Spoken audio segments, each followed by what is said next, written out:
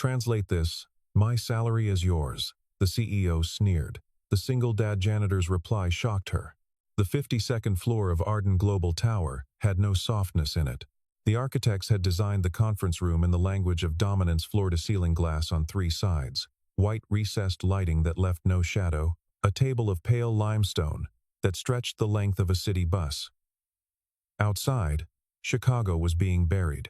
Snow had been falling since noon, erasing the skyline in slow degrees, and the wind off Lake Michigan pressed itself against the glass with a low, continuous groan that nobody inside seemed to hear. They were too busy failing. 8 people sat around the table, 6 lawyers, 1 vice president of mergers, and CEO Elena Roth. On the table between them lay a contract, 83 pages, bound with a black clip, printed in German. The cover sheet bore the letterhead of Kessler Industry Group, a Frankfurt-based conglomerate that had been courting Arden Global for 14 months. The merger, if completed, would be worth $320 million. The deadline, the moment at which Kessler's board would withdraw their offer and move to a competitor, was 6:47 in the morning, Frankfurt time. That was 4 hours and 11 minutes away. The conference room had been set up for a long session. Water pitchers, a tray of sandwiches that no one had touched. A whiteboard on the interior wall that bore a timeline in red marker. The timeline had been updated twice in the past 3 hours. Both updates had moved the deadline notation earlier, not later. One of the junior attorneys had a laptop open, connected to a remote session with a translation service that had placed them on hold 17 minutes ago and had not returned. The hold music was something French and indeterminate. No one had thought to mute it. Elena Roth had built Arden Global over 11 years from a mid-sized consulting operation into one of the Midwest's preeminent technology holding firms. She had done it through a combination of precision and will that people who worked for her described, depending on how long they had worked for her, as either inspiring or relentless. She held herself to the same standard she applied to every system she oversaw. No tolerance for structural weakness, no patience for problems that could have been anticipated. She was good at her work in the way that certain people are good at survival, completely, without method, as a function of who they were. Tonight, for the first time in a long time, the problem in front of her was not yielding to any of those qualities. The contract lay on the table in a language that none of her carefully assembled team could adequately read. And the clock did not care. "Tell me again," Elena said. Her voice was the same temperature as the table. She was 38 years old, with dark hair pulled back without ornament, and the posture of someone who had decided years ago that relaxation was a liability. "Tell me again why I have 8 lawyers in this room, and none of them can read this document." Martin Chu, the VP of Mergers, loosened his collar with 2 fingers. "The language is highly technical.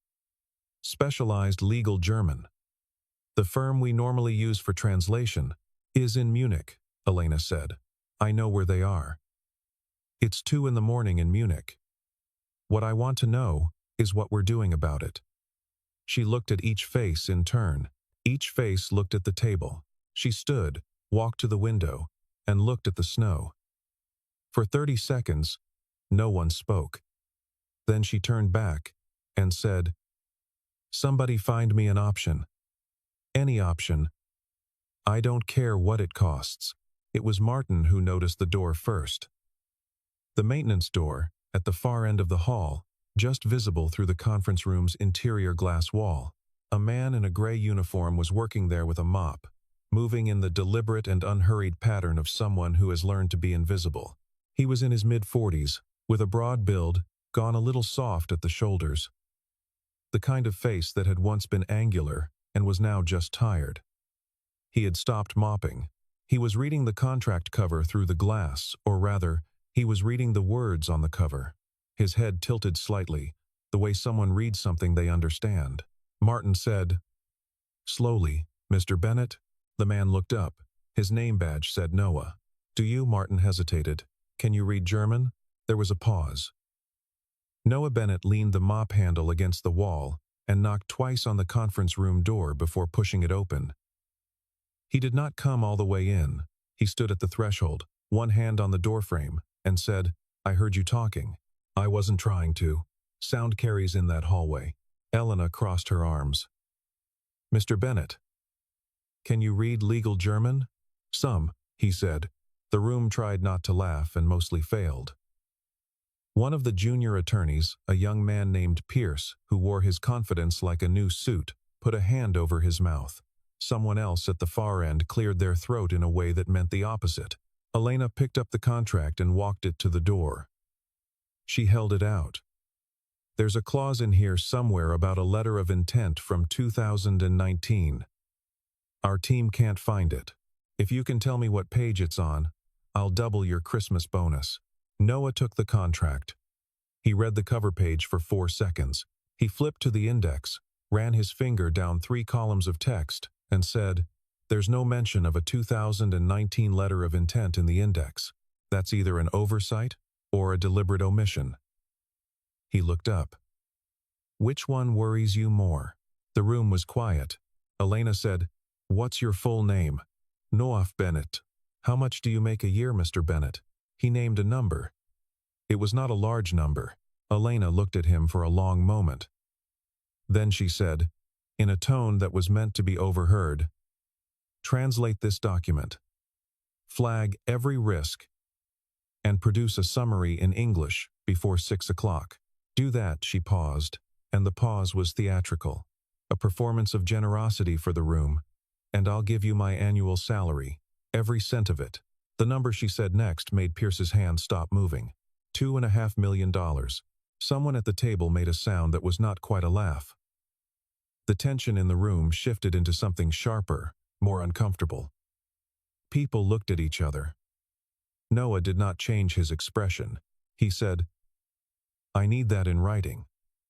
Signed, dated, with a notary witness or a second authorized signatory." Before I begin, the room went still, not the stillness of mockery, a different kind. Elena Roth looked at the janitor standing in her conference room doorway in his gray uniform, holding an 83-page contract in German, and for the first time that night she felt something that was not irritation or calculation. It was something closer to attention. "Draft it," she said to her VP. "Get it signed." The agreement took 11 minutes to produce. Elena signed it. The VP of Legal signed as witness. Noah read it twice, folded it without creasing the corners, and placed it in the interior pocket of his uniform jacket. "I'll need a room with a door that closes," he said. "And whatever documents you have on the 2019 relationship with Kessler, any emails, any prior agreements, anything your team worked from when they first began discussions."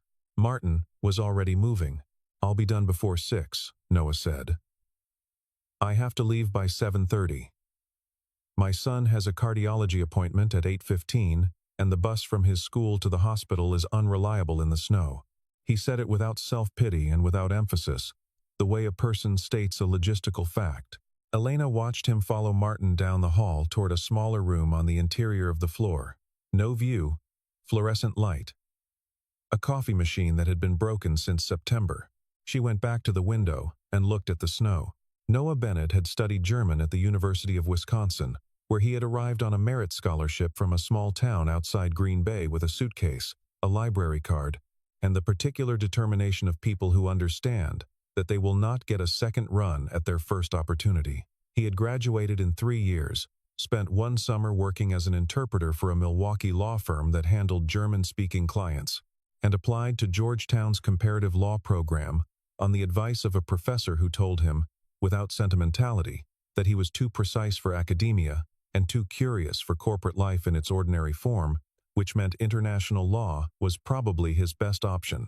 He had completed the master's with a focus on international commercial contracts, and then spent 6 years as a senior contract analyst for a firm called Hartwell and Voss, which specialized in cross-border mergers and acquisitions across the European manufacturing sector. His German was not conversational German. It was precise, technical. The kind built by years of reading documents that had consequences, not documents that recorded things, but documents that caused them. He had been good at it in a way that his colleagues recognized by giving him the contracts nobody else wanted to touch. The ones with ambiguous jurisdiction clauses, the ones drafted by law firms whose standards were polished to the point of opacity. the ones that required reading not just for what they said, but for the shape of what they had chosen to leave unsaid. He had met Caroline at a bar in Georgetown on a Wednesday in October. She was a pediatric occupational therapist, finishing her last clinical placement, with a loud laugh and an extreme dislike of cilantro, and a habit of being right about people that she attributed to professional training, and her friends attributed to something she had been born with. They had argued about a documentary on their second date, and agreed about everything that mattered within 6 months, and married in a courthouse ceremony with 8 people present, because neither of them wanted to spend money on a party that could instead go toward a house. He had left that career on a Tuesday in March, 8 years ago. Caroline had been diagnosed with a rare autoimmune condition 2 years prior. For 22 months, they had managed it together, her illness, his work, the routines they built to hold the center. She had insisted on the routines with the same energy she brought to everything. Tuesday dinners, Saturday mornings at the market, the bedtime rituals with Ethan that Noah had memorized so completely, he could still recite them in order without thinking. Then she stopped responding to treatment. The word the doctors used was refractory, a clinical term for the condition in which the body has ceased to cooperate with medicine, and in the space of 4 months, she was gone. He was 37 years old with a 6-year-old son named Ethan and a resume that meant nothing to him anymore. He did not grieve the career. He grieved Caroline in every other way there was. And then he kept moving. Because Ethan needed him to keep moving. Ethan had been born with a congenital bicuspid aortic valve, a structural irregularity that required monitoring, periodic procedures, and the kind of ongoing medical relationship that consumed time and attention and required a parent who was never, under any circumstances, unavailable. The condition was manageable. It was not, at present, a crisis. But manageable required the steady application of attention over years, and attention required presence, and presence required a schedule that could be reorganized around an appointment notice, with 48 hours of warning without the entire structure collapsing. Noah had looked at his old job, with its 60-hour weeks and its international travel and its phone calls at midnight from Frankfurt, and he had looked at his son, and the math was not complicated. The maintenance job at Arden Global had come through a city job board, posted without ceremony, paying a number that was sufficient if he was careful. The hours were midnight to 6. Ethan was at his grandmother's 3 nights a week. On other nights, Noah was home before breakfast, made the morning routine, and was in bed by 9. It was a life built around a single premise. Ethan needed a father who was present, and nothing else mattered enough to compete with that. He had tested the premise, in the first year, by imagining alternatives. He always stopped imagining at the same point, the moment when the alternative required him to hand some portion of Ethan's childhood to someone else's care, and the test always returned the same result. He did not tell people about Georgetown. He did not tell them about the career, or the publications too, both in German-language law journals, both on contract interpretation in cross-border disputes, or the 2 conference presentations he had given in Hamburg and Vienna in better years. The Hamburg one had gone particularly well. He had been 32 years old, in a good suit, with a prepared text he had abandoned after the first 3 minutes in favor of talking from memory, and the room had been engaged in the way that rooms are engaged when they are learning something. He had called Caroline afterward from the hotel bar, and she had said, in the tone she used for things she was proud of, that she wished she had been there. He was the janitor on the 52nd floor. That was the information other people needed, and it was sufficient. He sat down in the small room on the 34th floor, opened the contract to page 1, and started reading. The German was formal and dense, as expected. Kessler's legal team was thorough in the way that expensive German law firms tend to be thorough, every clause cross-referenced, every definition exhaustive, every term of art deployed with precision that read, to the untrained eye, as clarity, and to the trained one, as something else. Noah had spent 6 years learning to read the difference. Clarity disclosed risk. Precision, in certain kinds of documents, concealed it. He read the first 12 pages without stopping, building the architecture of the document in his mind, the way he always had. The main provisions, the definitions section, the liability structures, the conditions of completion. The contract was organized around 5 primary obligations and 12 secondary ones. And the primary obligations were, in themselves, reasonable. This was often how it worked. The problems were never in the primary obligations. He wrote notes in a parallel column, German phrase on the left, precise English equivalent on the right, with a separate column for structural flags, moments where the contract's language created a legal effect that might not be immediately visible to a reader unfamiliar with German commercial law, or familiar with German commercial law, but unfamiliar with the specific conventions of the Frankfurt School of Contract Drafting, which had its own preferences and habits. He did not use a dictionary. He did not need one. The room was small and slightly warm, and smelled of old coffee grounds from the broken machine. The fluorescent overhead light was the buzzing kind that dental offices use. It was, in its way, exactly the right environment for the work. No view, no architecture, nothing to look at except the document. He had done this kind of work in hotel rooms in 3 countries, in a law library on a Sunday, on a train between Frankfurt and Stuttgart with the laptop wedged against the seat back. The setting was never the point. One of Arden's junior lawyers, a woman named Cassidy, put her head in at midnight. She had been sent to check on him, Noah understood, and possibly to report back that he was struggling or that the project was unsalvageable or both. She looked at the yellow legal pad covered in neat parallel columns and said nothing for a moment. "Can I get you something?" she asked. "Coffee if the machine works," he said. "It doesn't, so water is fine." She brought water in a paper cup and then lingered near the door, in the way of someone who has been told to observe something without being told how to observe it. "You can stay if you want," he said. "It might be useful to have someone who can take the notes to the team directly." Cassidy sat down across the table and pulled out her own notepad. She was, Noah estimated, about 6 years out of law school, competent, alert, not yet certain enough of herself to ask the questions she was formulating. "What law school?" he asked, without looking up. "Michigan," she said. "You?" "Georgetown." "Different program." He kept writing. "You can ask what you want to ask." She was quiet for a moment.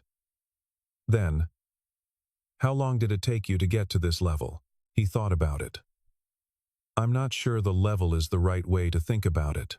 The work got more precise as the documents got more consequential. You pay more attention when the stakes are higher." He looked up briefly. "What's your area?" "Securities, but I've been doing M&A support for 2 years. Then you know what a cross-border disclosure obligation looks like." "In theory." "Good. That's what we're going to need in about 40 minutes.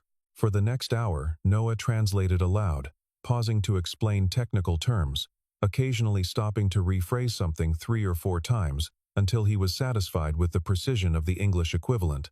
Cassidy wrote fast and kept up. She was good.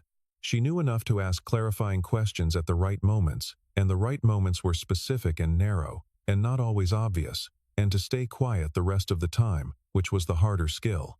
At 1 in the morning, Noah reached the footnotes. This was where the architecture changed. Footnote 47, embedded in a section dealing with the transfer of existing commercial obligations, referenced an appendix. Anlage G. The footnote was 4 lines long and written in the dense subordinate clause German of administrative documentation, the kind of German that could be read by a native speaker and still fail to register its significance on a first pass, because its significance required recognizing what it was connected to, which required knowing about the connection before you encountered it. Noah read it once. Then he sat back. He read it again, slowly, word by word. Then a third time. "Can you get Miss Roth?" he said. Cassidy looked up. "Now?" "Yes." Elena arrived 4 minutes later. She had removed her jacket at some point in the past hour. She was in a white shirt, sleeves pushed to the elbow, and she moved with the specific energy of someone running on professional obligation and will, past the point where adrenaline is still interesting. She sat across from Noah, without being invited, and looked at the legal pad. "What did you find?" Noah placed his finger on footnote 47. "This refers to Appendix G." "What does your team have on Appendix G?" It's a list of existing licensing agreements being transferred as part of the merger. Does your team have the 2019 documentation for those licensing agreements? Elena looked at Cassidy. Cassidy was already on her phone. A minute passed. Then 2. They say there was a preliminary letter of intent in April 2019, Cassidy said. It wasn't in the main file. One of the attorneys found it in an archived folder. I need it printed, Noah said. It arrived in 8 minutes, slightly crooked from the printer. Noah smoothed it flat on the table and read it once quickly, then once more with his pen making small marks in the margin. This is a problem, he said. He said it without drama. The way a doctor says the same word in an examination room. The letter of intent from 2019 was signed by your predecessor, he glanced at Elena. A man named Douglas Harkin, I assume, based on the signature block. He agreed, in writing, that in the event of any future merger or acquisition involving Arden Global's intellectual property portfolio, Kessler would retain a right of first refusal on any licensing agreements valued above $50 million. That language was never formally voided. It was never incorporated into the later preliminary agreements with specific carve-outs, and it has been embedded here, in footnote 47 of appendix language, in a way that is technically disclosed but functionally invisible unless you are looking for it. The room was quiet. If you sign this contract as written, Noah continued, you are acknowledging that letter of intent as a binding prior agreement. Kessler's right of first refusal would apply to 3 of your current licensing arrangements, 2 in the European defense sector and 1 in automotive manufacturing. The combined value of those arrangements is approximately $312 million. Elena had not moved. They set this up in 2019, she said. The groundwork, yes. It would have taken someone with access to both the 2019 files and this contract's full appendix structure to see it as a single pattern. Individually, each piece looks like standard documentation. Douglas Harkin retired 4 years ago, Elena said. He was on Kessler's advisory board for 18 months after he left us. Noah said nothing. He did not need to. Elena stood up and walked to the small room's single window. It looked onto an air shaft. There was nothing to see. She stood there anyway. Can it be fixed? She asked. There's a counteroffer structure that would work, he said. You respond with a formal rejection of Appendix G, as currently written, citing the unresolved status of the 2019 letter of intent and requesting its formal nullification as a condition of completion.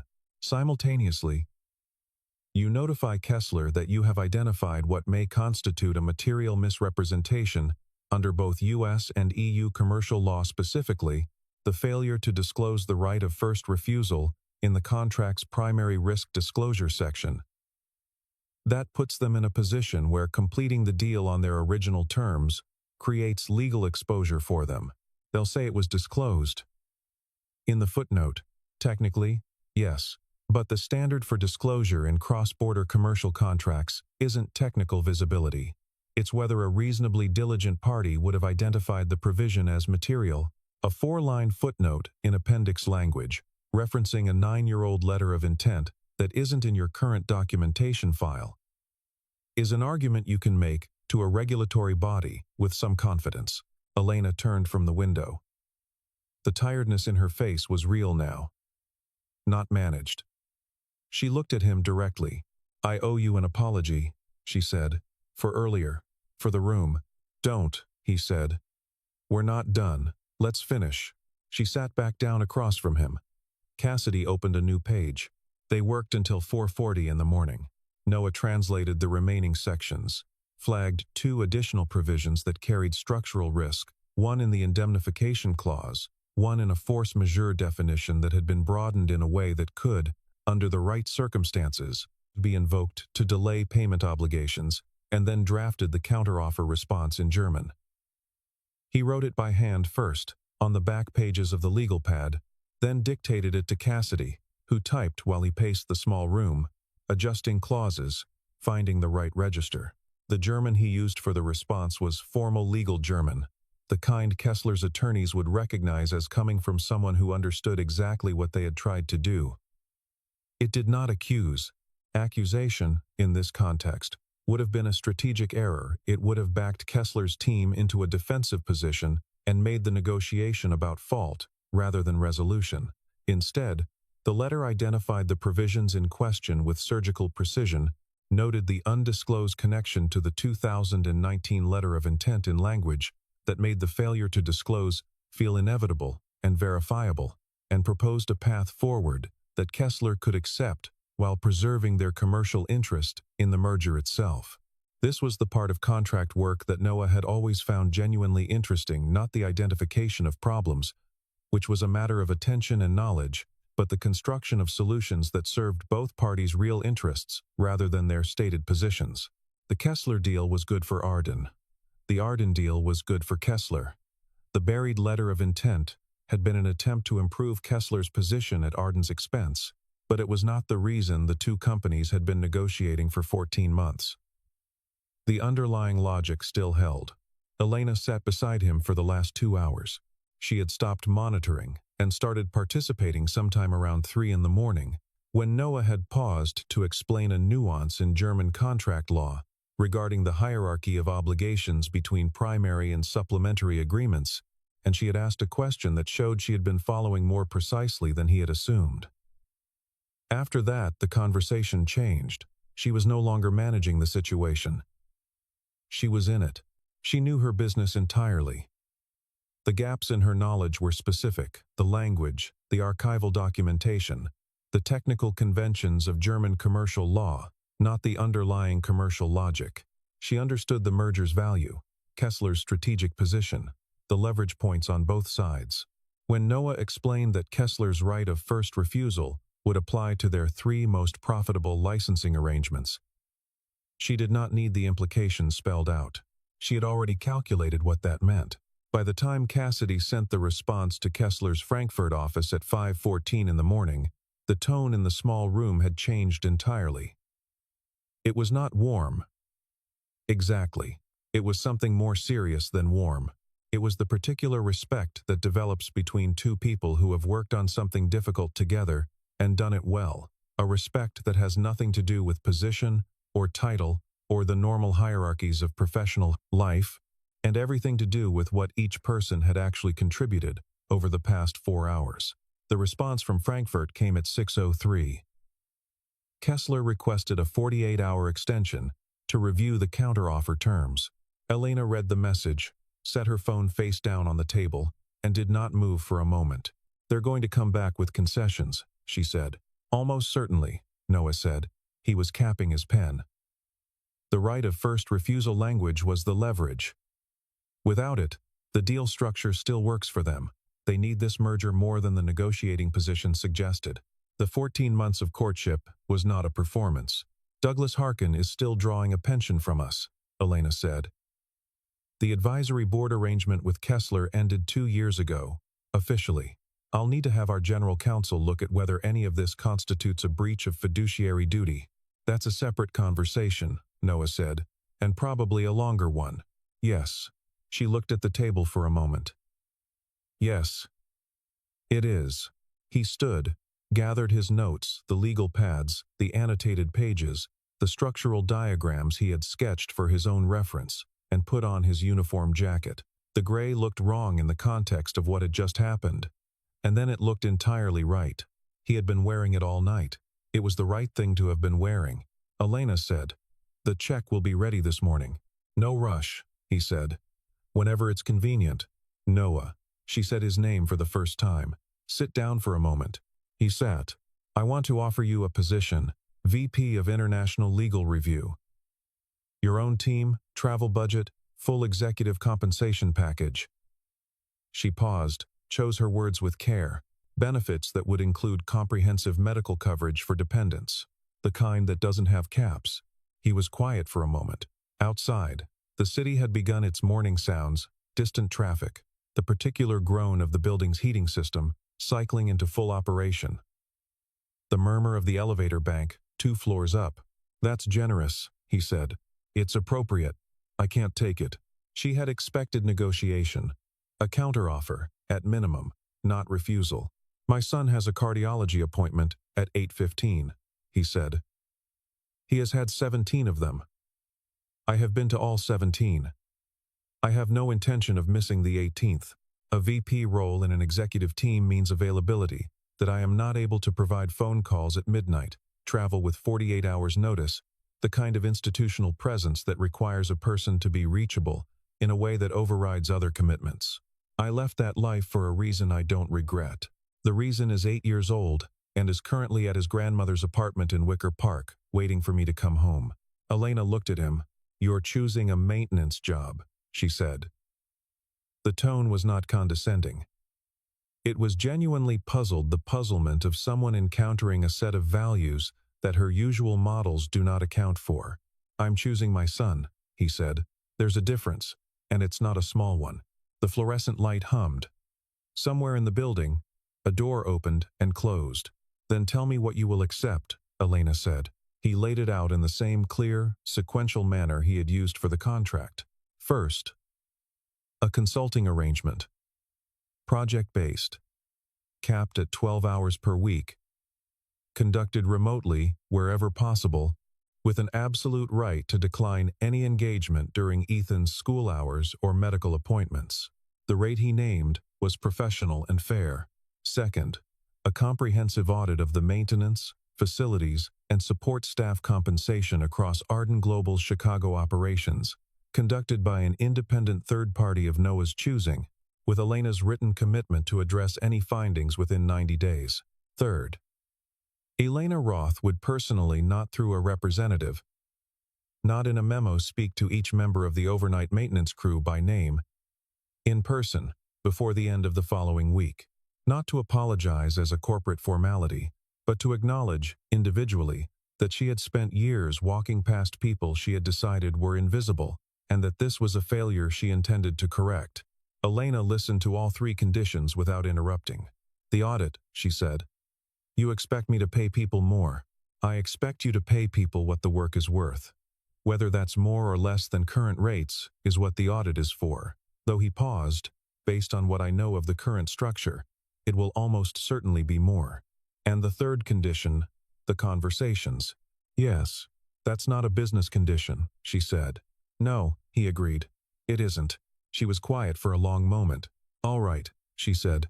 He stood again, and this time she stood too. "Your son," she said. "What's his name?" "Ethan. How is he doing?" Noah considered the question, the way he considered everything carefully, without rushing. "He's doing well," he said. He drew a picture of a rocket last week that his cardiologist has now taped to the wall of her office. She says it's the best rocket she's seen since she was 8 years old. Elena almost smiled. It was the closest she'd come all night. "Go," she said. "You'll miss your bus." The snow had stopped while he was inside. Chicago had been transformed into the version of itself that only existed for an hour or two, after a heavy fall, quiet, clean, every surface padded into gentleness. The city's hard angles softened into something almost forgiving. The sidewalk outside Arden Global Tower was unplowed, but not deep. A maintenance crew was already working the building's entrance, and one of them, a man named Marcus, who worked days, raised a hand as Noah came out. Noah raised his in return. He walked to the bus stop at a pace he had calibrated exactly. Enough to warm his face. Not enough to arrive damp. The wind had dropped entirely. In its absence, the morning had a quality of held breath, the way cities sometimes do between the end of one thing and the beginning of the next. A bakery 2 blocks north had its lights on, the windows fogged with the warmth inside. A woman was walking a dog the color of caramel, both of them moving with the careful deliberation of people who have decided to enjoy the snow rather than negotiate around it. A boy of about 12 was shoveling a front walk with the focused energy of someone who believes he is doing a real job, which he was, and doing it well.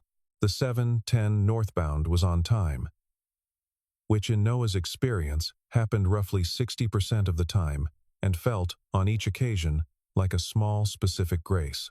He found a window seat and watched the city pass. He was not thinking about the contract, or the check, or Elena Roth, or the complicated machinery of what would come next. He was thinking about Ethan. He thought about Ethan's cardiology appointments in the sequence he sometimes ran them, the way some people count other things, milestones. not as a measure of distance traveled, but as a record of presence. The first one had been when Ethan was 2 weeks old, and Noah had sat in the waiting room while Caroline was inside with the baby, listening to a doctor explain what a bicuspid aortic valve was and what it might require over the years ahead. Noah had held Caroline's hand in the parking lot afterward, and they had said very little. The sky had been the particular gray of February, and a sparrow had sat on the curb near the car for a long time before flying away. He had always remembered the sparrow. He was not sure why. The appointments that followed had been, most of them, unremarkable in the way that manageable medical situations can be. Monitoring, confirmation of stability, the careful language of physicians who know that their patients' families are parsing every word for information about the future. Ethan had been good in doctors' offices from an early age, calm, cooperative, asking questions with the directness of a child who had learned that doctors were people with specific knowledge who would answer specific questions. His cardiologist, a woman named Dr. Okafor, had told Noah at the 6th appointment that Ethan was the most informed 8-year-old patient she had seen in 20 years of practice, which was either a compliment or an observation about the particular education that medical necessity provides. Probably both. He took out his phone and found the text from Brenda. The 2 bowls of cereal, the Lego accomplishment, the gravity with which these things had been reported. He read it twice. The bus stopped.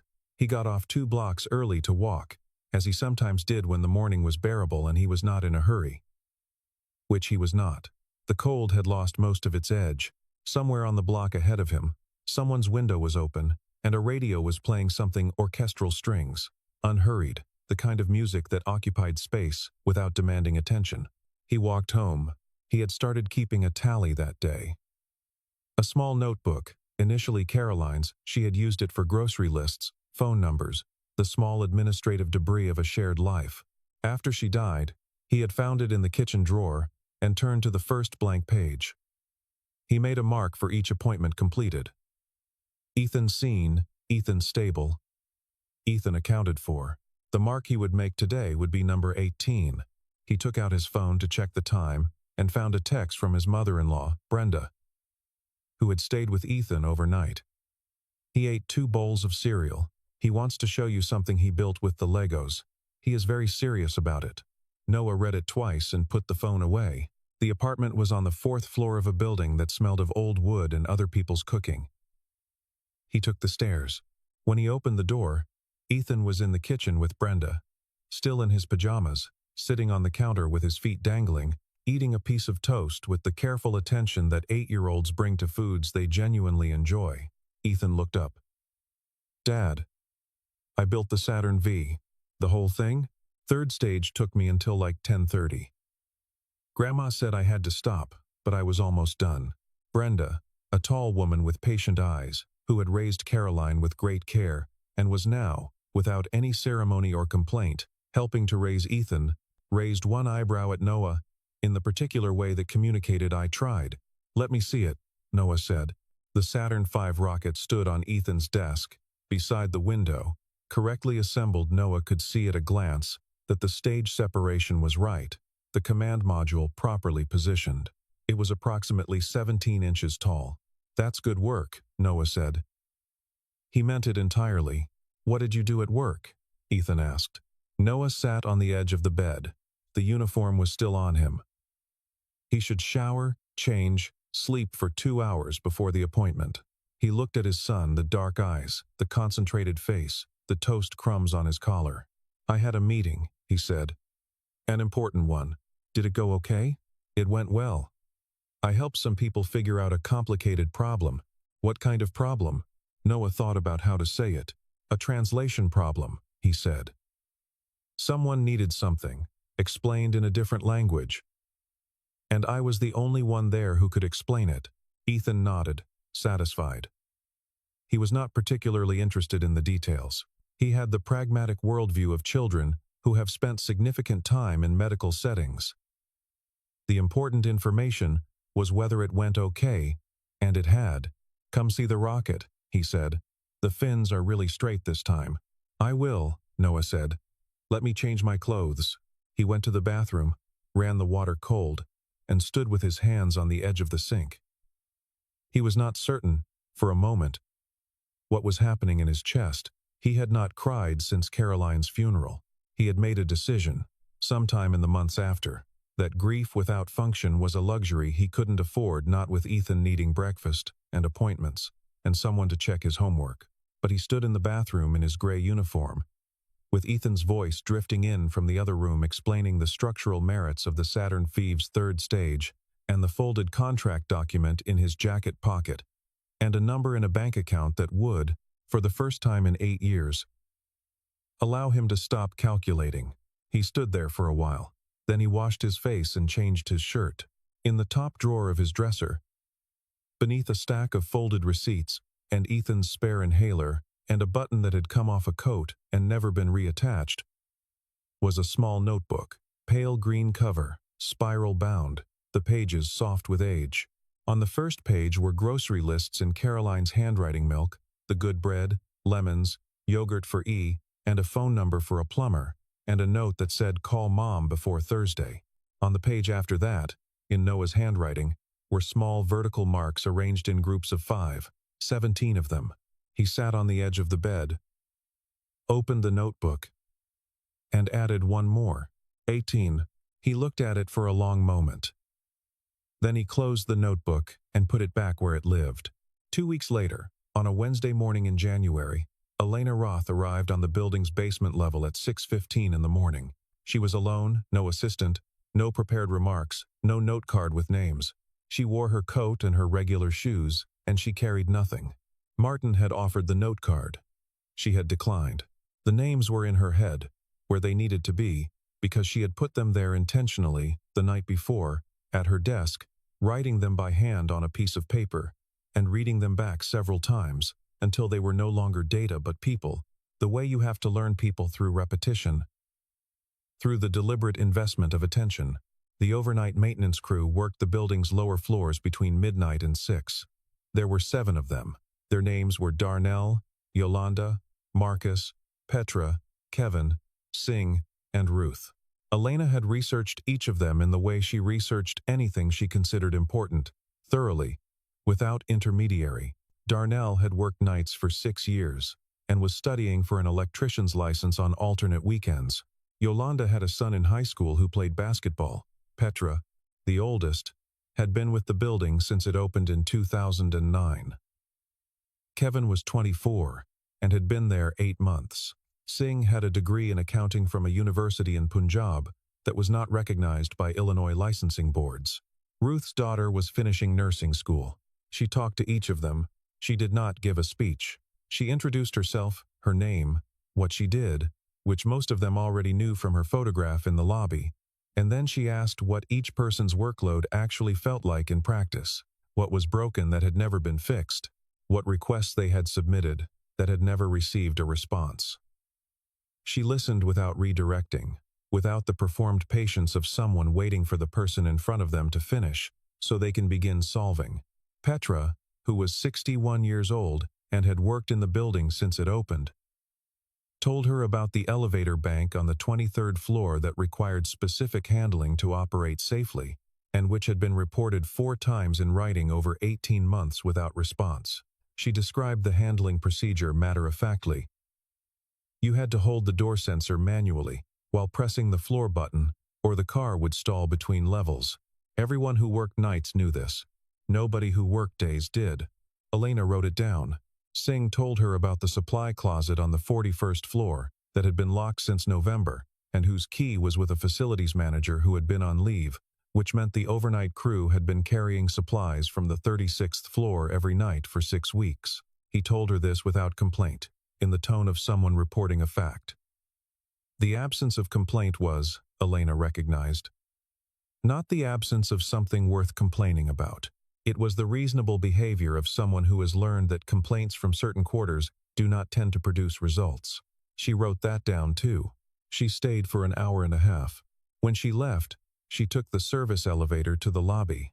She had not taken the service elevator in 11 years of coming to this building, and walked out into the January cold, and stood for a moment on the sidewalk, looking up at the building's face.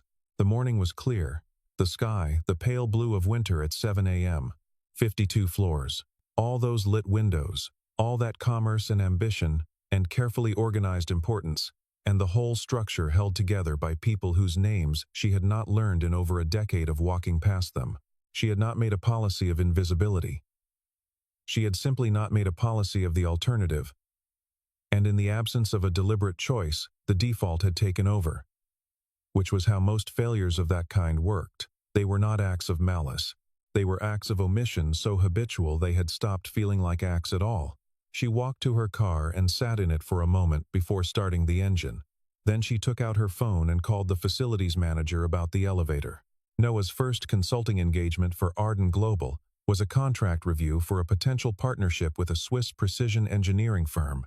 It was 11 pages, mostly German, with some technical specifications in French. He completed it in 4 hours on a Tuesday afternoon while Ethan was at school, sitting at the kitchen table, with the good coffee he had started buying. He emailed his analysis to Cassidy, who had been made the liaison for his consulting arrangement. And then he closed his laptop and went to pick up Ethan from school. The walk home took 12 minutes. Ethan talked about a book he was reading, something about a boy who discovers a map in his grandfather's attic, and about the fact that his friend Marcus had gotten a dog, and about whether dogs could be allergic to other dogs, which he seemed to find both scientifically interesting and morally concerning. Noah listened to all of it. Outside the building, Ethan stopped and looked up at the sky. The light was the low gold of late January afternoon, and a pair of pigeons was navigating it with great effort against the wind. "Dad," he said, "do you like your job?" Noah considered the question with the seriousness it deserved. "I like some parts of it," he said. "The part where I can help you when you need me. That part I like more than anything." Ethan looked at him. "That's not really about the job." "No," Noah said. "I guess it isn't." Ethan appeared to accept this answer as reasonable and resumed walking. Noah followed. The audit was completed in March. The independent firm, a labor economics consultancy based in Minneapolis, found that Arden Global's facilities and support staff in Chicago were compensated at rates averaging 11% below market median, with the gap widest among overnight workers. Elena reviewed the report on a Thursday afternoon, signed the commitment form that same evening, and had Martin schedule the compensation revisions to take effect in April. She did not announce it in a press release. She sent a letter, handwritten, envelope, stamp, to each member of the overnight crew. Ruth, who had worked the third-floor bathrooms for 9 years and had a daughter finishing nursing school in Evanston, taped hers to her refrigerator. Noah received his at his apartment address. He read it standing at the kitchen counter while Ethan ate breakfast. It said what it said, a direct acknowledgement, no corporate language, nothing performative. He read it once, folded it, and set it on the counter. "What's that?" Ethan asked. "Letter from someone at work. A nice one or a bad one?" Noah looked at the folded paper. "A real one," he said. Ethan seemed to find this a satisfactory category. He finished his cereal and went to find his backpack, and Noah stood in the kitchen for a moment, in the particular quiet that comes in the space between one part of a life and whatever comes after it. Not happiness, exactly, not resolution. Something more durable than either of those, the feeling of a structure that had been built with care and was holding the weight it was designed to hold. He made Ethan's lunch, packed his bag, and walked him down to the school bus. The February air was cold but cleaner than January. With the particular brightness that comes when winter begins, almost imperceptibly, to release its grip, the bus came. Ethan climbed on. He waved from the window with the unselfconscious ease of a child who has never had reason to doubt that his father will be watching. Noah watched until the bus turned the corner. Then he walked back inside, poured a second cup of coffee, and sat at the kitchen table to begin his day.